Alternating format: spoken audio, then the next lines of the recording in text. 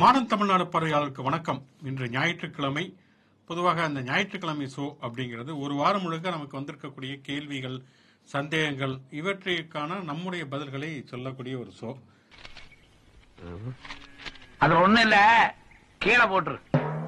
ஆனா இந்த வாரம் எல்லாருமே தெளிவா இருந்தனால யாருக்குமே எந்த சந்தேகமும் இல்லை, எந்த கேள்வியும் இல்லை. ஒரு பக்கம் பார்த்தா நம்மளை பாராட்டக்கூடியவர்கள், இன்னொரு பக்கம் விமர்சிக்கக்கூடியவர்கள், அதை தாண்டி வசைபாடக்கூடியவர்கள், முத்திரை குத்தக்கூடியவர்கள், இந்த கமெண்ட்ஸ் தான் தொடர்ச்சியாக இருக்கிறத நம்ம பார்க்கிறோம். அப்படிங்கறனால ஒரு குறிப்பிட்டு பதில் சொல்லக்கூடிய அளவுக்கான கமெண்ட்ஸ் எதுவுமே இல்லை. அடுத்த வாரமாவது கண்டிப்பாக வரும் அப்படின்னு நம்புவோம். அதனால நம்ம இன்னைக்கு பேச போறது அப்படிங்கிறது என்னன்னா, மிகச்சரியாக இன்னும் ஒரு ஓராண்டுல தேர்தலே வந்துடும். இப்ப ஏப்ரலுடைய நடுவுல இருக்கும், மிடில் இருக்கும். அப்படிங்கறதுனால கண்டிப்பாக அடுத்த ஆண்டு நேரம் தேர்தல் அறிவிப்பு வந்திருக்கலாம், அல்லது தேர்தல் பிரச்சாரமே கூட தொடங்கி வாக்குப்பதிவுகள்லாம் நடந்து முடிந்து மே முதல் வாரம் அல்லது இரண்டாவது வாரம் காலகட்டத்தில் ஒரு ஆட்சி அமையப்போகக்கூடிய ஒரு சூழல். அப்படிங்கிறதுனால இன்னும் ஓராண்டு காலம் தான் இருக்கிறது. அப்படிங்கிறதுனால இப்ப இருக்கக்கூடிய அரசியல் சூழலை பொறுத்து என்னென்ன கூட்டணி, என்ன மாதிரியான பலம் இருக்கிறது, என்ன பலவீனங்கள் இருக்கிறது அப்படிங்கறத பத்தி நம்ம அலச போறோம். ஷோக்குள்ள போலாம். இது முச்சந்தி ஷோ. நான் உங்கள் சுகுணா திவாகர். நான் அலெக்ஸ் பாண்டியன்.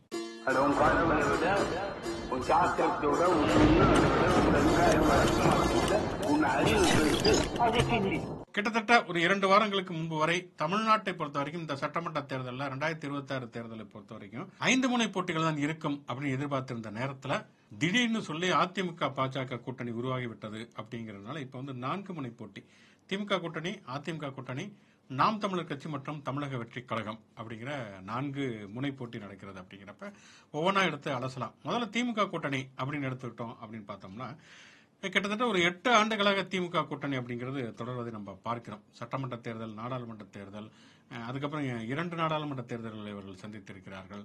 அப்புறம் இடையில உள்ளாட்சி தேர்தல்கள், இடைத்தேர்தல்கள் அப்படின்னு சொல்லிட்டு தொடர்ச்சியாகவே திமுகவுடைய கூட்டணி அப்படிங்கிறது இன்டாக்ட் அப்படிங்கிற வார்த்தை பயன்படுத்துறாங்க. ஒரு வலிமையான, உடைக்க முடியாத ஒரு கூட்டணியாக தொடர்ச்சியாக இருக்கிறது அப்படிங்கறத பார்க்கிறோம். குறிப்பாக அதனுடைய மைய புள்ளியாக இருப்பதுங்கிறது பிஜேபி எதிர்ப்பு அப்படிங்கிறது.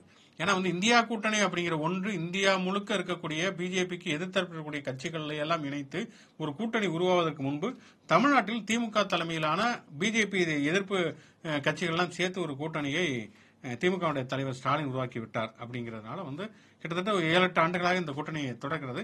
அந்த கூட்டணியில இடையில பல பிரச்சனைகள், பல விமர்சனங்கள் இருந்ததெல்லாம் பார்க்கிறோம். குறிப்பாக விடுதலை சிறுத்தைகள் கட்சியை பொறுத்தவரை அவர்கள் சில விமர்சனங்களை எல்லாம் வைத்தார்கள். என் கூட்டணி ஆட்சி என்பதுதான் அவருடைய நிலைப்பாடாக இருக்கிறது, அது அவங்களுடைய லட்சியமாக இருக்கிறது. அதை தாண்டி தலித் இஷ்யூஸ் தாண்டி சில விமர்சனங்கள் அவர்கள் முன்வைத்தார்கள். அதே மாதிரி இடதுசாரி கட்சிகள், குறிப்பாக மார்க்சிஸ்ட் கம்யூனிஸ்ட் கட்சி சாம்சங் தொழிலாளர் பிரச்சனைகளை அரசின் மீது விமர்சனங்கள் முன்வைத்தார்கள். அதே போல அவர்களுடைய செஞ்சட்டை பேரணிக்கு அனுமதி தரவில்லை என்கிற பொழுது இது என்ன ஒரு நெருக்கடி நிலை காலத்தை போல இருக்கிறது அப்படிங்கிற ஒரு விமர்சனத்தை இதற்கு முன்னால இருந்த மார்க்சிஸ்ட் கம்யூனிஸ்ட் கட்சியினுடைய தமிழ் மாநில செயலாளர் தோழர் பாலகிருஷ்ணன் முன்வைத்தார். பே சண்முகம் கூட சில விமர்சனங்கள் எல்லாம் வைக்கிறார் அப்படிங்கறத நம்ம பாக்குறோம். இதை வச்சு என்னன்னா எப்படியா இருந்தாலும் திமுக கூட்டணி உடைந்து விடும், நம்ம கூட்டணிக்கு வந்துருவாங்கன்னு சொல்லி அதிமுகவும் ஒரு கட்டத்துல ட்ரையல் பண்ணாங்க. அதே மாதிரி தமிழக வெற்றி கழகமும் அப்படியான முயற்சிகள் எல்லாம் எடுத்தாங்க. அதுல குறிப்பாக விடுதலை சிறுத்தைகள் கட்சியில் இருக்கிற ஒருத்தர் அதுக்கு பெரிய பிரயத்தனம் பண்ணி கடைசியில இங்கே முடியாம அவர் நேரடியா விஜயுடைய கட்சியில போய் சேர்ந்தாரு அப்படிங்கிறது பாக்குறோம். இருந்தாலும் விடுதலை சிறுத்தைகளாக இருந்தாலும் சரி, இடதுசாரி கம்யூனிஸ்ட் கட்சிகளாக இருந்தாலும் சரி, நாங்கள் திமுக கூட்டணி தான் தொடர்வோம் அப்படிங்கறத அவங்க உறுதிப்படுத்தி இருக்கிறாங்க அப்படிங்கறத நம்ம பாக்குறோம். ஏன்னா விசிக நாங்க இந்த கூட்டணிங்கிறது எங்களுடைய கூட்டணி, இந்த கூட்டணி உருவாவுக்கு நாங்களும் மிக முக்கியமான காரணம். அதனால எங்களுக்குள்ள பல்வேறு விதமான கருத்து வேறுபாடுகள் இருக்கலாம், அல்லது நாளைக்கு சீட் ஷேரிங்ல கூட எங்களுக்கு கருத்து வேறுபாடுகள் வரலாம். அதுக்காக நாங்க திமுக கூட்டணி விட்டு என்னைக்கும் போக மாட்டோம். எங்களுக்கு இது ஒரு ஐடியாலஜிக்கல் கூட்டணி. ஏன்னா ஸ்டாலினுமே அதான் சொல்றாரு, இது கொள்கை கூட்டணியாக இருக்கிறது. இடதுசாரிகளை பொறுத்தவரை என்னன்னா, இந்தியாவிலே அவர்களுக்கு போதுமான அளவுக்கு பிரதிநிதித்துவம்ங்கிறது தமிழ்நாட்டில் இருக்கக்கூடிய திமுக கூட்டணினாலதான். இப்ப சிபிஎம் இருக்கக்கூடிய எம்பிக்கள் தமிழ்நாட்டில் இருக்கக்கூடிய எம்பிக்கள் மற்றும் கேரளாவில் இருக்கக்கூடிய எம்பி, வேற எந்த மாநிலத்திலுமே சிபிஎம் எம்பி கிடையாது. சிபிஐக்கு தமிழ்நாட்டில் மட்டும்தான் எம்பிக்கள் இருக்கிறார்கள். அப்படிப்பட்ட சூழல் அவர்கள் இந்த கூட்டணி விட்டு விலக மாட்டார்கள் அப்படிங்கிற சூழல் உறுதியாக இருக்கிறது அப்படிங்கறத நம்ம பாக்குறோம். கூட்டணிக்குள்ள எந்த பிரச்சனையும் இல்ல, அவங்க ஆல்ரெடி செட் ஆயிருக்காங்க, 8 ஆண்டுகளை தாண்டிட்டாங்க. அப்படிங்கறதையும் தாண்டி அந்த கூட்டணி மேலேயோ திமுக ஆட்சி மேலேயோ மிகப்பெரிய குற்றச்சாட்டுகள் எதுவுமே இல்லை அப்படிங்கறதுமே கடந்த 4 ஆண்டுகள்ல இருக்கு. அதாவது எதிர்கட்சிகளோட வேலை என்னன்னாக்க, ஆளும் அரசு என்னெல்லாம் தவறுகள் செய்தோ அதை எல்லாமே சுட்டி காட்டி மக்கள் முன்னாடி வச்சு அது ஒரு பெரும் போராட்டமா முன்னெடுத்து ஏன் இந்த ஆட்சி மீண்டும் தொடரக்கூடாது அப்படிங்கிறதுக்கு மக்கள்கிட்ட ஸ்ட்ராங்கான பாயிண்ட்ஸ்கள் வைக்கணும்.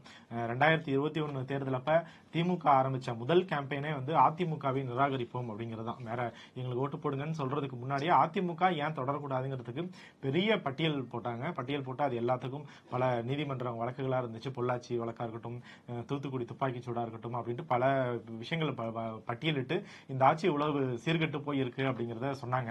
அதுக்கான முயற்சிகள் திமுக அரசை எதிர்த்தும் கூட்டணியை எதிர்த்தும் சீர்குலைக்கிற வேலைகளை எதிர்கட்சிகள் காயின் பண்ணாங்க. இப்ப வந்து அண்ணா பல்கலைக்கழகத்தோட மாணவியோட பாலியல் வழக்கு அப்படின்னாக்கா அதை ஒரு ரைஸ் ஆக்கும் போதே வந்து இன்னொரு பக்கத்து வந்து இந்தியாவிலேயே வந்து பெண்களுக்கு பாதுகாப்பாக மாநிலம்னு ஒரு பட்டியல் வெளியாகுது. அதுல தமிழ்நாடு முதலிடத்துல இருக்கு. டாஸ்மாக்ல 1000 கோடி ரூபாய் ஊழல்னு சொல்லி எல்லாரும் சேர்ந்துக்கிட்டு அது ஒரு பெரிய விஷயமா கொண்டு வரும் போதே இடி வந்து கோர்ட்ல போய் அம்பலப்பட்டு இது வந்து வழக்கு போட்டதே அதிமுக ஆட்சியில தான் அப்படின்ட்டாங்க.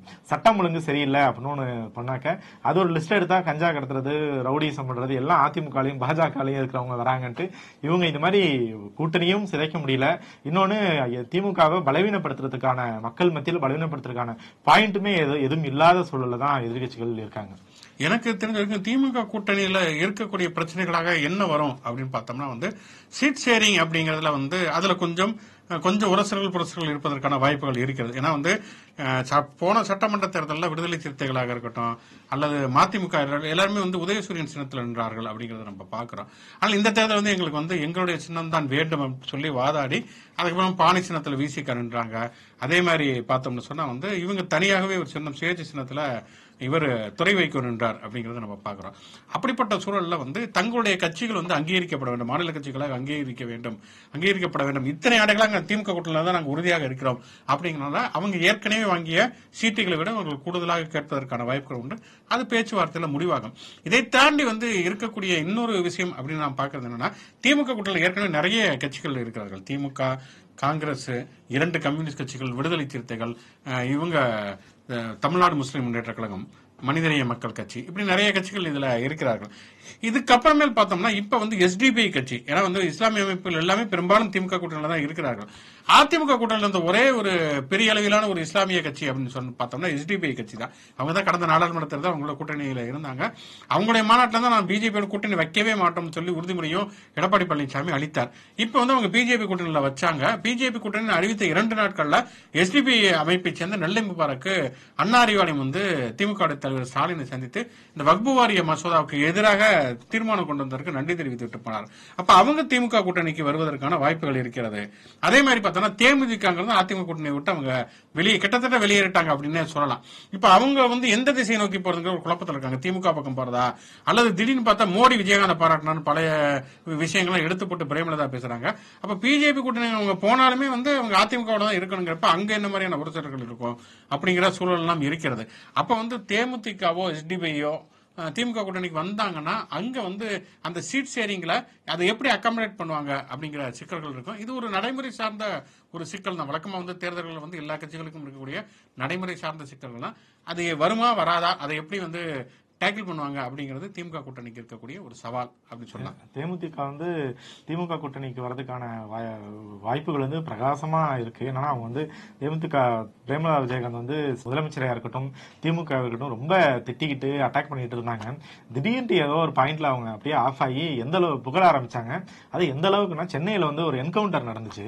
அந்த என்கவுண்டருக்கு அவங்க லெட்டர் பேட்ல வந்து என்கவுண்டர் நடந்ததுக்காக தமிழ்நாடு அரசை பாராட்டுகிறோம், முதலமைச்சரை பாராட்டுகிறோம் அப்படிலாம் சொன்னாங்க. அவர் பையனுக்கு வந்து கணிசமான வாக்குகள் இருக்கு, மக்கள் செல்வாக்கு இருக்கு அப்படிங்கறத விருதுநகர்ல அவங்க நிரூபிச்சாங்க. இப்பயுமே அவர் வந்து தேர்தல் சுற்றுப்பயணத்துல தான் இருக்காரு. அப்பப்ப அவரோட பேஜுக்கு போய் பார்த்தா அந்த வீடியோஸ் எல்லாம் நம்மளால பார்க்க முடியுது. போனா மினிமமா கூட்டம் இருக்கு. அதாவது எடப்பாடி அளவுக்கு அவருக்குமே கார்கள் கூட்டங்கள்னு இருக்கு. அதனால வந்து வந்தா அவங்களும் சீட்டுகள் கேட்பாங்க. அப்புறம் நீங்க இந்த சீட் ஷேரிங்ல பிரச்சனைகள் ஏற்படலாம் அப்படின்ட்டு சொன்னீங்க. அதுல என்னோட கருத்து என்னன்னாக்கா அது வந்து 2 வாரங்களுக்கு முன்னாடி அதுக்கான பிரச்சனை ஏற்படுறதுக்கு கூட வேணும் அப்படின்னு கேட்கறதுக்கான பிரச்சனைகள் ஏற்படுறதுக்கான வாய்ப்பு இருந்துச்சு. ஆனா இப்ப என்னன்னா இப்ப விடுதலை சிறுத்தைகள் கூட சீட்டு கேட்கறாங்கனாக்க அவங்களுக்கு ஒரு டிமாண்ட் இருக்கும் போது அது ஒரு பேச்சுவார்த்தைக்குள்ள போகும். நீங்க சீட்டு கொடுக்கலன்னா அங்க பாருங்க 5 தராங்க, இப்படிதான் ஒரு அரசியல் இது நடக்கும். எந்த கூட்டணியிலும் அதிகம் தராங்களோ அங்க போவாங்கிறது. ஆனா இப்ப வந்து அதிமுக பிஜேபி கூட போயிடுச்சு அப்படிங்கிற சூழல்ல அவருக்கு அந்த கேட் வந்து க்ளோஸ் ஆயிடுச்சு. திருமாவா இருக்கட்டும் மத்த கம்யூனிஸ்டுகளாக இருக்கட்டும் யாரும் கூட்டணி விட்டு வெளியேற மாட்டாங்க. ஆனா என்னன்னா வந்து ஒரு உடன்பாட்டுக்கு வருவது அப்படிங்கிற கொஞ்சம் காலதாமதம் ஆவதற்கான வாய்ப்புகள் இருக்கலாம். ரெண்டாவது பார்த்தோம்னா அதிமுக கூட்டணி. அதிமுக கூட்டணிங்கிறது அதிமுகவே எதிர்பார்க்காமல், அதிமுகவே விரும்பாமல் இருக்கக்கூடிய ஒரு அதிமுக பாஜக கூட்டணி அப்படிங்கிறது உருவாகிவிட்டது. இப்ப அதிமுக பாஜக கூட்டணியில இருக்கக்கூடிய சிக்கல்கள் அப்படின்னு பட்டியலிட்டோம்னா அதுக்கு கிட்டத்தட்ட ஒரு 6 ஷோ நடத்தலாம்.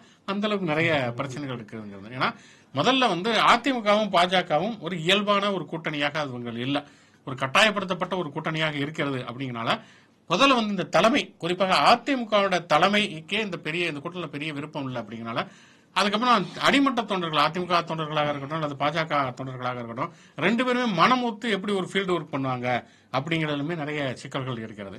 அதுக்கப்புறமேல் பார்த்தோம்னா இந்த கூட்டணியில கடந்த காலத்துல யாரெல்லாம் இருந்தாங்க, இப்ப யார் இருப்பாங்க அப்படின்னு பார்த்தோம்னா பாட்டாளி கட்சி ஒரு பெரிய பிரதான கட்சி அப்படின்னு சொல்லலாம் அந்த கூட்டணியில.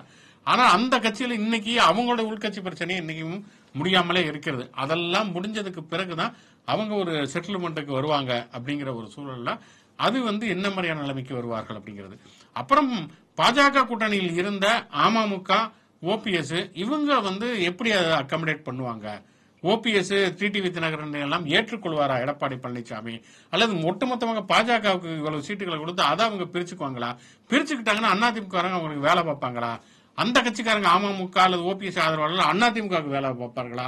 அப்படிங்கிற நிறைய சிக்கல்கள் இருக்கிறது. அதுக்கப்புறம் பாஜகவுக்குள்ளே நிறைய உள்முரண்பாடுகள் இருக்கிறது. அண்ணாமலை ஆதரவாளர்கள் இருக்கிறார்கள், வானதி சீனிவாசன் ஆதரவாளர்கள் இருக்கிறார்கள். இப்ப நயினா நாகேந்திரனை முன்னெடுத்துகிற பொழுது அவருக்கு எதிரான ஆட்கள் எப்படியெல்லாம் உள்குத்து வேலை வைப்பார்கள் அப்படிங்கிற நிறைய சிக்கல்கள் இருக்கிறது. அதை தாண்டி பார்த்தோம்னா தமிழ்நாட்டில் இயல்பாகவே ஒரு பிஜேபி எதிர்ப்பு மனநிலை அப்படிங்கிறது தொடர்ச்சியாக இருந்து கொண்டிருக்கிறது அப்படிங்கறத பாக்குறோம். அப்ப அதிமுகவும் பாஜகவும் கூட்டணி சேர்ந்து வருகிற பொழுது அதிமுக வக்புவாரி மசோதா எதிர்க்கிறது அல்லது நீட்டை எதிர்க்கிறதுங்கிறப்ப எந்த முகத்தை வைத்துக் கொண்டு அவர்கள் வாக்கு கேட்பார்கள்? தமிழ்நாடு மக்கள் அதை எப்படி ஏற்றுக்கொள்வார்கள்? ஏன்னா இங்க அமித்ஷா இதை பத்தி பேசுகிறார், நாங்க தமிழ் பிரைடல் நாங்க அங்கீகரிக்கிறோம். இவரே தான் ஒடிசால போய் தமிழ்நாட்டுக்காரங்க நம்ம மாநிலத்தை அபகரிக்க பாக்குறாங்க, நம்ம கோயில் இது சாவியை திருட்டு போயிட்டாங்கலாம் பேசக்கூடிய அந்த அமித்ஷா அந்த பாஜகவோடு சேர்ந்து அதிமுக வருகிற பொழுது கண்டிப்பாக சிறுபான்மை வாக்குகள் கிடைக்காது. தமிழ்நாடு, தமிழ் தேசியம், தமிழருடைய நலன் அப்படின்னு பேசக்கூடிய வாக்குகள்ங்கிறது கிடைக்காது. இன்னொன்று பெண்களுடைய வாக்கு ஒரு காலகட்டத்தில் ஜெயலலிதா வந்தவருக்கு அதிமுக அதிகமாக இருந்தது. இந்த மகளிர் உரிமை தொகை விடியல் பயணம் இதன் காரணமாக திமுக அதிகமாக போயிருக்கிறது, அருந்ததியர் வாக்குகள் அதிகமாக போயிருக்கிறது. அப்படிங்கிறப்ப அதிமுக பாஜக கூட்டணிக்கு இருக்கக்கூடிய மிகப்பெரிய சவால் அல்ல சவால்கள் இருக்கலாம். அவங்களுக்கு பிளஸ் அப்படின்னு பார்த்தோம்னா என்னன்னா அதிமுகவுக்குன்னு ஒரு ஓட் பேங்க் இருந்தது, பிஜேபி கூட்டணி ஒரு ஓட் பேங்க் வாங்கி நிரூபிச்சிருக்காங்க. அப்புறம் ரெண்டையும் கூட்டினா ஒரு ஓட்டு வரும் அப்படின்னு நினைக்கிறாங்க. ஆனா அரசியலை பொறுத்த வரைக்கும் எப்பயுமே இந்த 1+1=2 அப்படிங்கிற சிம்பிள் கால்குலேஷன் எப்பயுமே கதைக்கு ஆகாது. அது சமயத்தில் 1+1=0 கூட ஆகியிருக்கிறது அரசியல்ல. அதனால அதை முடிவு காண முடியாது. இன்னும் சொல்லப்போனா நீங்க கடந்த நாடாளுமன்ற தேர்தலில் பிஜேபி வாங்கின வாக்குகள் அப்படிங்கிறது அதிமுக விழக்கூடிய வாக்குகள், விழ வேண்டிய வாக்குகள் கூட எடப்பாடி பழனிசாமியுடைய தலைமையை பிடிக்காமல் அது இவங்க இன்னும் திமுக கடுமையா எதிர்க்கணும், அண்ணாமலை பயங்கரமா எதிர்க்கிறாரு அப்படின்னு சொல்லி போன வாக்குகளாக கூட இருக்கலாம். அப்ப ரெண்டும் சேர்றப்ப ஏற்கனவே அதிமுக இருந்த வாக்குகளே திருப்பி வர்றதுக்கு வாய்ப்பு இருக்கிறது. அல்லது இந்த கூட்டணி விரும்பாத ஆட்கள் வெளியில வேற நாம் தமிழ் கட்சிக்கோ அல்லது தாவேக்காக்கோ வாக்களிப்பதற்குமான வாய்ப்புகளுமே இருக்கிறது. அப்படிங்கிறப்ப இப்படியான மிகப்பெரிய இடியாப்ப சிக்கல் அந்த அதிமுக பாஜக கூட்டணி இருக்குன்னு சொல்லலாம். ஆனா 2 அரசியல் கட்சிகள் சேர்ந்து கூட்டணி அமைக்கிறாங்க தேர்தலுக்காக அப்படின்னாக்க தேர்தலில் ஜெயிக்கிறதுக்கு எதிர் கூட்டணியை தோற்கடிக்கிறதுக்கு அப்படிங்கிறதுக்கு தான் கூட்டணி அமைக்கப்படும். ஆனா தமிழ்நாட்டில் அதிமுகவும் பிஜேபியும் கூட்டணி அமைஞ்சோன்னே அது டைரக்டா டோரை ஓபன் பண்ணி விட்டு டிஎம்கே ஜெயிக்க வைக்கிறதுக்கு மாதிரியான கூட்டணியா தான் இது அமைஞ்சிருக்கு. கூட்டணி அமைக்கிறதுல 2 விஷயம் இருக்கு. ஒன்னு 2 கட்சி இணைஞ்சு கொள்கை கூட்டணி தேர்தலுக்காக இணைஞ்சு பயணிக்கிறது, அவங்களுக்கான பேசிக் ஓட் பேங்கை உத்தரவாதப்படுத்துறது அப்படிங்கிறது. 2வது மக்கள்கிட்ட அவங்க 2 பேரும் சேர்ந்து போய் ஆட்சியில் இருக்க கட்சியோட குறைகளை சொல்லி நாங்க ஆட்சிக்கு வந்தா இதெல்லாம் செய்வோம்னு மக்களை கன்வின்ஸ் பண்ணி அதை ஓட்டா மாத்துறதுங்கிறது. இது ரெண்டுமே அந்த கூட்டணியில இப்ப இருக்கிற சூழ்நிலையில தள்ளாடிக்கிட்டு தான் இருக்கு. அதாவது இப்ப எடப்பாடின்னு ஒருத்தர் அந்த கூட்டணியோட தமிழ்நாட்டுல எடப்பாடி தான் கூட்டணிக்கு தலைவர்னு அமித்ஷா சொல்றாரு. ஆனா அவர் கூட்டணி ஆட்சி கிடையாது அப்படின்ட்டு அமித்ஷா பேச்சுக்கு எதிர் பேச்சா பேசின உடனே கிட்டத்தட்ட அதிமுக இருந்து அதுக்கு ஆதரிச்சு எதிர்த்துன்னு சொல்லிட்டு ஒரு 10 பேர் பேசுறாங்க. பாஜகவுல இருந்து அதை ஆதரிச்சு எதிர்த்துன்னு ஒரு 10 பேர் பேசுறாங்க. அதுல பாஜகவோட பொருளாளராக இருக்கார் CH சேகர்ன்ட்டு அவர்லாம் பேட்டி கொடுக்கும்போது என்ன சொல்றாரு, எடப்பாடி இந்த மாதிரி கூட்டணி ஆட்சி கிடையாதுன்னு சொல்றாரு அப்படின்னு கேட்டதுக்கு அவர் கொஞ்ச நாளுக்கு முன்னாடி கூட்டணியே கிடையாதுன்னு தான் சொன்னாரு. அப்புறம் கூட்டணி வச்சார்ல, இப்ப அப்படி சொல்றாரு, எலெக்ஷன் முடிஞ்சவன பாருங்க அப்படின்னு பதில் சொல்றாரு. ஆனா அதுக்கு அதிமுக இருந்தோ எடப்பாடி இருந்தோ எந்த எதிர்ப்புமே வரல.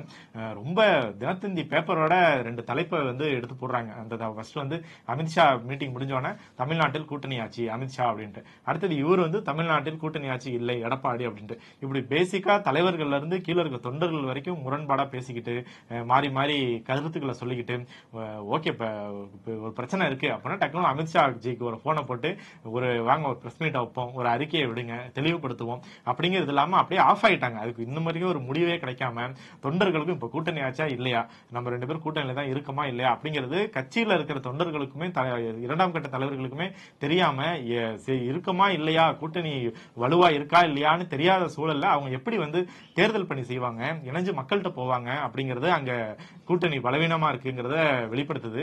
இன்னொன்னு அதுக்கப்புறமேலு மக்கள்கிட்ட போய் பேசுறதுக்கு தமிழ்நாட்டுல வந்து ரோட்ல போற யாராவது நிப்பாட்டி மோடியால நமக்கு என்ன பிரச்சனைன்னு கேட்டாலே அவங்க ஒரு 10 நிமிஷம் பேசுவாங்க. அப்படின்ற அளவுக்கு வந்து ராமநாதபுரத்துல வந்து மோடி அமித்ஷா வந்து ஒடிசால போய் பேசினது மாதிரியே வந்து ராமநாதபுரத்துக்கு வந்து நிதின்னு கேட்டு அழுகுறாங்க, அவங்க எவ்வளவு கொடுத்தாலும் போத மாட்டேங்குது அப்படிங்கிறாரு. அந்த நிதி வந்து பள்ளி குழந்தைகளுக்கு போக வேண்டிய நிதி, பட்ஜெட்ல நமக்கு வர வேண்டிய சிறப்பு திட்டங்களுக்கான நிதி அப்படிங்கிறது பேசிக்கா தமிழ்நாட்டுல இருக்க எல்லாரும் புரிஞ்சுக்குவாங்க. சோ அதெல்லாம் வந்து நேரடியா தமிழர்களை ஹர்ட் பண்ற விஷயம். ஏற்கனவே போராட வேண்டியதுக்கு ஒன்றிய அரசு நம்ம கிடைக்க வேண்டியதுக்கு ஏகப்பட்ட பட்டியல் இருக்கு. அவங்க நம்மளுக்கு துரோகம் செய்யறாங்கிறது பப்ளிக் வரைக்கும் போய் சேர்ந்திருக்க சூழல்ல அவங்களோடய கூட்டணி வச்சுக்கிட்டு அதை பத்தி எதுவுமே பேசாம அமித்ஷாவை மீட் பண்ணிட்டு வந்து என்ன சொன்னார்னாக்க தமிழ்நாட்டோட உரிமைகளுக்காக கேட்டேன், இந்த பிரச்சனையெல்லாம் பத்தி பேசியிருக்கேன், ஏதோ வைகையாறு குண்டாறு இணைப்பு திட்டத்துக்கெல்லாம் பேசுனேன் எடப்பாடி சொன்னார். சோ இப்ப அது என்னாச்சு, அது என்ன ப்ராசஸ்ல இருக்கா, இப்ப இந்தி திருப்பு வருமா வராதா, நிதி வந்து தருவீங்களா தரமாட்டீங்களா, அதை பத்தி எதுவுமே பேசாம மக்களை பத்தியோ தமிழ்நாட்டோட நலனை பத்தியோ எதுவுமே பேசாம கூட்டணியும் அடிச்சுக்கிட்டு அப்படின்றது நேரடியா இது வந்து ஒரு மைனஸ் நோக்கி தான் போயிட்டு இருக்கு அப்படிங்கறதா நிலைமை இன்னைக்கு. ஓகே, மிச்சம் இருக்கக்கூடியது 2 கட்சிகளா 2 கூட்டணிகளான இன்னும் முடிவு செய்யப்படப்படவில்லை. ஒன்று நாம் தமிழர் கட்சி, அவங்க வந்து எப்போதுமே தனித்து தான் போட்டி, தேசிய கட்சியோடும் கூட்டணி கிடையாது, திராவிட கட்சியோடும் கூட்டணி இல்லை அப்படின்னு சொல்லிட்டு 2014 இருந்து தனித்து தான் இருக்கிறார்கள். இடையில வந்து தமிழக வெற்றி கழகம் ஆரம்பிக்கப்பட்ட போட்டோம் சின்ன சலனம் வந்து ஐ ஆம் வெயிட்டிங், தம்பி என் கூட வருவார் அப்படின்னு சொன்னாரு. பட் தம்பி வந்து மிகப்பெரிய அல்வா கொடுத்து விட்டார் அப்படிங்கறதுனால தனித்து தான் போட்டின்னு சொல்லி நாம் தமிழர் கட்சி அறிவித்து விட்டது. இப்ப நாம் தமிழர் கட்சிக்கு இருக்கக்கூடிய சவால்கள்லாம் என்ன அப்படின்னு சொல்லி பார்த்தோம்னா, நாம் தமிழர் கட்சி கடந்த நாடாளுமன்ற தேர்தலில் 8% வாக்குகள் வாங்கி அது ஒரு மாநில கட்சியாக அங்கீகரிக்கப்பட்டது. எப்படி அந்த 8% வாக்குகள் வாங்கியது அப்படின்னு சொன்னா, 2014 தான் முதலாக தேர்தல் களத்துக்கே நாம் தமிழர் கட்சி வருகிறது. 2016 சட்டமன்ற தேர்தலை பொறுத்தவரை திமுக மற்றும் திமுகவில் இருந்த சின்ன கட்சிகள் அவங்க தனி கூட்டணி, அதிமுக கூட்டணி, இது போக வந்து திமுகவும் வேண்டாம் அதிமுகவும் வேண்டாம், 2 கட்சிகளுமே மோசம் என்று சொல்லி ஒரு பக்கம் பாட்டாளி கட்சி, இன்னொரு பக்கம் மக்கள் நல கூட்டணி, அதுக்கப்புறம் நாம் தமிழர் கட்சி, இப்படியான போட்டி நிலவியது. அப்புறம் மக்கள் நல கூட்டணியில் இருந்த எல்லா கட்சிகளும் திமுக கூட்டணிக்கு வந்து விட்டது. அந்த பக்கம் பார்த்தோம்னா பாட்டாளி கட்சி 2 கூட்டணிக்குமே போயிட்டாங்க. அப்ப திமுகவும் வேணாம் அதிமுகவும் வேணாம் அப்படிங்கிறதுக்கான சாய்ஸ் வேற எதுவுமே இல்லாதப்ப நாம் தமிழர் கட்சி இருந்த ஒரே சாய்ஸ். இடையில கமலஹாசன் வந்தார், அப்புறம் கமலஹாசன் திமுக கூட்டணிக்கு போயிட்டாருங்கிறப்ப அதனாலதான் வந்து அவங்களுக்கு 8% வாக்கு வங்கி வரைக்கும் வந்தது. இப்ப அவங்களுக்கு இருக்கக்கூடிய மிகப்பெரிய சவால் என்ன, விஜய் வந்த உடனே நாம் தமிழர் கட்சிக்கு இருக்கக்கூடிய வாக்குல கணிசமான வாக்கள் விஜய்க்கு போகுங்கிறது எல்லாருக்குமே தெரிஞ்ச ஒரு விஷயம். அதனால அவரோட கூட்டணி அமைக்கணும் அப்படின்னு சொல்லி அவர் நினைச்சுக்கிட்டு இருந்தாரு. ஆனால் விஜயை பொறுத்த வரைக்கும் அவரோட கூட்டணி வைக்க விருப்பம் இல்லைங்கிறது அந்த மாநாடு, விஜயுடைய மாநாடு முடிந்த 2வது நாள்ல இருந்து விஜய் மிக கடுமையான விமர்சனங்களை நாம் தமிழர் கட்சியினுடைய தலைமை ஒருங்கிணைப்பாளர் சீமான் முன்வைத்தார் அப்படிங்கறது நம்ம பாக்குறோம். அப்ப விஜய் வந்து மிகப்பெரிய அளவில், ஏன்னா பொதுவா வந்து திமுகவும் அதிமுகவும் வேணாம் அப்படின்னு நினைக்கக்கூடிய ஆட்கள் புதுசா யார் வந்தாலும் அவங்களுக்கு ஓட்டு போடுவாங்க. அப்படி ஒரு வியாதி அவங்களுக்கு இருக்குது. அதுவும் சினிமாக்காரங்க வந்தாங்கன்னா ரொம்ப சந்தோஷமா ஓட்டு போடுவாங்கிறப்ப நாம் தமிழர் கட்சியுடைய ஓட்டுகள் கடுமையான அளவுக்கு பாதிக்கப்படும். 2வது, நாம் தமிழர் கட்சிக்கு இருக்கக்கூடிய கட்டமைப்புகள் வந்து தமிழ்நாடு முழுக்க சீர்குலைந்திருக்கிறது. பல மாவட்டங்கள் வந்து பலரும் கூண்டோடும் கூண்டு இல்லாமலும் வெளியேறி இருக்கிறார்கள் அப்படிங்கறத பாக்குறோம். கட்சிக்குள்ள இருக்கிறவங்களே 2016 இருந்து 25 வரைக்கும், கட்சி ஆரம்பிச்சது வந்து 2010 காலகட்டம், கிட்டத்தட்ட ஒரு 15 ஆண்டு காலம் கட்சி இருக்குது. ஆனா எங்கேயுமே ஜெயிக்கல. கவுன்சில் தேர்தலில் கூட ஜெயிக்க முடியலங்கிறப்ப வென்றால் முயற்சி தோற்றால் பயிற்சி அப்படின்னு எவ்வளவு நாளைக்கு காத்து கொண்டு இருப்பது அப்படிங்கிற ஒரு விரக்தியில நாம் தமிழர் தம்பிகள் இருக்கிறதுனால அந்த நிர்வாக கட்டமைப்பு கடுமையாக பாதிக்கப்பட்டிருக்கிறது.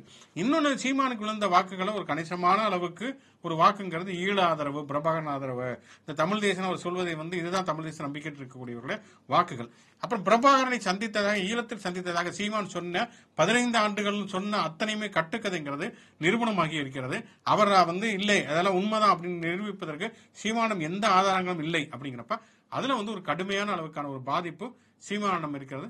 அப்புறம் அந்த பாலியல் புகார்கள், அவர் மீது விஜயலட்சுமி கொடுத்த பாலியல் புகார்கள் மட்டுமல்ல, அந்த பாலியல் புகார்களை அவர் வந்து எதிர்கொண்ட விதம், அவங்களை வந்து கற்பழிப்புங்கிற வார்த்தையை பயன்படுத்துறது, அவங்களே பாலியல் தொழிலாளர் சொன்னது அப்படின்னு சொல்லிட்டு மிக மோசமாக அருவருக்கத்தக்க வகையில பொதுவெளியில் அவர் வந்து நடந்து கொண்ட விதங்களும் சீமான் மீது மிகப்பெரிய அளவிலான ஒரு சேதாரத்தை ஏற்படுத்தி இருக்கிறது. அப்படிங்கிற அடிப்படையில் இந்த 4 விஷயங்கள் நாம் தமிழர் கட்சியுடைய வாக்கு வங்கியில மிகப்பெரிய அளவில் சேதாரத்தை ஏற்படுத்துவதற்கான வாய்ப்புகள் இருக்கிறது. அதே மாதிரி வந்து அவர் வந்து பெரியார் எதிர்ப்புங்கிற பேர்ல அவர் வைத்த விஷயங்கள் எல்லாம் பிஜேபி வந்து கடுமையாக அவரை ஆதரித்தது. வந்து இவருங்க தமிழிசை சவுந்தரராஜன் இங்க டீம் பார்ட்னர் சொன்னாங்க. அதே மாதிரி அண்ணாமலை வந்து அண்ணே விடாம ஃபைட் பண்ணுங்கண்ணே அப்படின்னாரு. குருமூர்த்தி வரைக்கும் அவரை பாராட்டி இருக்காரு. அப்படிங்கிறப்ப இவர் பிஜேபி வந்து நேரடியாக ஆதரிக்கிறார் இல்லையோ, இவர் வந்து பிஜேபி மேல சாஃப்ட் கார்னர் இருக்குது அப்படிங்கிறாலே சிறுபான்மையினர் வாக்குகள் நாம் தமிழர் கட்சிக்கு விழப்போவது இல்லை. அப்ப மிஞ்சி போனா நான் சீமானுக்கு என்ன சாதகமானது இருக்குன்னா, பெரியார் திட்டம் கொஞ்சம் பார்ப்பனர்கள் வாக்கு, கொஞ்சம் இந்துத்துவவாதிகள். இப்ப பிஜேபியிலே வந்து ஒரு ஹார்ட் கோர் RSS காரங்க இருக்காங்க, அவங்களுக்கு அதிமுகவோட கூட்டணி சேர்ந்து பிடிக்கல அப்படின்னா அவங்க கொஞ்சம் நாம் தமிழர் கட்சிக்கு வாக்களிப்பதற்கான சில வாய்ப்புகள் இருக்கு. விஜயையும் சீமானையும் பத்தி பேசுறது இந்த வீடியோட பார்ட் 2 அப்படின்னு கூட வைக்கலாம். என்னன்னா ஒரு மெயின் கிரவுண்ட்ல வந்து மெயின் பிட்ச் இருக்கும், அங்க வந்து முக்கியமான மேட்ச் எல்லாம் நடக்கும். அந்த மாதிரி 2026 வந்து ஏடிஎம்கே, பிஜேபி, டிஎம்கேன்ட்டு ஒன்று நடக்கும். அதே கிரவுண்ட்ல பாத்தீங்கன்னா ஓரத்துல ஒரு பிராக்டிஸ் பிட்ச் இருக்கும். அப்படி 2026 தாவேகாவா சீமான் ஓட்டை எவ்வளவு ஓட்டை இவர் வாங்க போறாரு அப்படிங்கிறது தான் தேர்தலோட போட்டி. ரெண்டு பேத்துக்குமான போட்டியா இருக்கும்னு நினைக்கிறேன். விஜய் வந்து அரசியலுக்குள்ள வந்து பிஜேபி பின்னால் இருந்து செயல்படுறாரு, அவர் வந்து ஒய்பிரிவு பாதுகாப்பு கொடுத்து அவருக்கு வந்து செயல் திட்டங்களை கொடுக்கறாங்க. அப்படிங்கும் போதே விஜய் கட்சி தொடங்கப்பட்டதுக்கான முக்கியமான நோக்கம் என்னன்னா, திமுக அவங்க கூட்டணியில வந்து அவங்களோட ஸ்ட்ராங் ஓட் பேஸா தமிழ்நாட்டில் இருக்கிறது சிறுபான்மையினர் வாக்குகளும் தலித்கள் வாக்குகளும். இவங்க வந்து மற்ற ஊர்களில் பிஜேபி வந்து எந்தாச்சும் பொய்ய சொல்லி அவங்கள இருந்து ஓட்டை கொஞ்சம் கொஞ்சமா உருவினாலும் தமிழ்நாட்டில் அவங்க வந்து அந்த பக்கம் போவே மாட்டாங்க. அப்படிங்கிறது பல ஆண்டுகளா தேர்தல்களை நம்ம நிரூபிச்சுட்டே வருது. அப்ப வேற என்னதான் பண்றதுன்னு சரி அதே மாதிரி திமுக மாதிரியே சில கொள்கைகளை வச்சு அண்ணா எம்ஜிஆர் அவங்க இது டோனெல்லாம் உள்ள வச்சு திராவிடமும் எங்களுக்கு வேணுங்கிறதெல்லாம் சொல்லி குல்லா போட்டு கொஞ்சம் இப்தாருக்கெல்லாம் அனுப்பிச்சு விட்டு அப்படின்னு ஒண்ணு உருவாக்குவோன்ட்டு தாவேகா உருவாகி இப்ப அதுதான் நடந்துட்டு இருக்கு. அவங்களோட 2 நோக்கமா அவங்க கட்சியோட செயல்பாடுகள்லாம் இருந்துட்டே இருக்கும். ஏன்னா அம்பேத்கரை உயர்த்தி பிடிச்சுக்கிட்டே இருப்பாங்க, புத்தக வெளியீட்டுக்கு போறது, போய் மாலை போடுறது. முதல் முறையா அவர் பண்ணையை விட்டு வெளியில வந்தது அம்பேத்கர் சிலைக்கு மாலை போடுறதான். அதுவும் ரொம்ப தூரம் வரல, அதே ஈசிஆர் ரோட்லயே தான் வந்தாரு. அப்ப தலித் வாக்குகளை அவர் குறி வைக்கிறாரு. இன்னொன்னு சிறுபான்மையினர் வாக்குகள். இப்போ வக்பு வாரியத்துக்கு வந்து அபிஷேக் சிங்வி அவர் சார்பா தான் வாதாடினாரா இல்லையாங்கிறதே எனக்கு முடிவு வரல. அந்த மாதிரி சிறுபான்மையினர் அம்பேத்கர் அப்படிங்கறத 2 மட்டுமே மையமா வச்சு அவர் செயல்பட்டு வராரு. இன்னொரு நேரத்துல அது வந்து அப்பட்டமா அது வந்து வேலைக்கு ஆகல அப்படிங்கறதும் உடனே டீபங்க் செய்யப்பட்டுக்கிட்டே இருக்கு. பரந்தூருக்கு போய் ஆக்ரோஷமா பேசிட்டு உங்களுக்காக நான் சட்ட போராட்டம் நடத்துவேன்னாரு. ஆனா இப்ப வரைக்கும் ஏதாச்சும் வழக்குகளுக்கு தொடுத்திருக்காரா, அதுக்கப்புறம் பரந்தூரை பத்தி எங்கேயாச்சும் பேசினாரா அப்படிங்கிறது எதுவுமே தெரியாது. வேங்கைவயல்னு பேசிட்டே இருப்பாரு. இவரு வேங்கைவயலுக்கு என்ன செஞ்சாரு அப்படிங்கிறது நமக்கு தெரியாது. இப்தாருக்கு போய் உட்காந்து பல டிராமாக்கள் விஜய் பண்ணாரு. உடனே வந்து இப்ப இஸ்லாமிய அமைப்புகள் வந்து யாரும் விஜயோட தொடர்பு வச்சுக்க கூடாது, அண்ணன் தண்ணி பழக கூடாது அப்படின்னு அறிக்கையே வருது. அப்படின்ட்டு இவரு தலித் வாக்குகளையும் சிறுபான்மை வாக்குகளையும் கவரத்துக்காக பண்ற ஒவ்வொரு விஷயங்களும் தேர்தலுக்கு இன்னும் 1 வருஷம் இருக்கு. அவர் இன்னும் பிரச்சாரம் மக்கள் சந்திப்புன்னு வரல.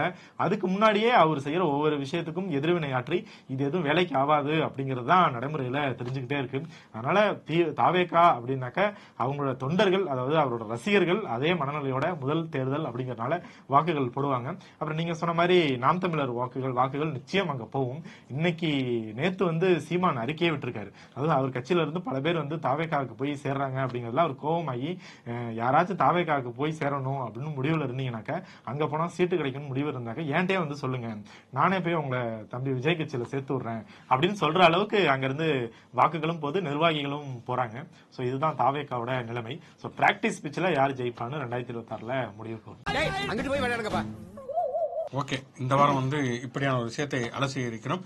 கண்டிப்பா அடுத்த வாரம் இப்படியான நிலைமை இல்லாம நமக்கு வந்து கேள்விகள் கொடுத்து அதுக்கான பதில்கள் அளிப்பதற்கான வாய்ப்புகளை நம்முடைய பார்வையாளர்கள் வழங்குவாங்க அப்படின்னு எதிர்பார்ப்போம்.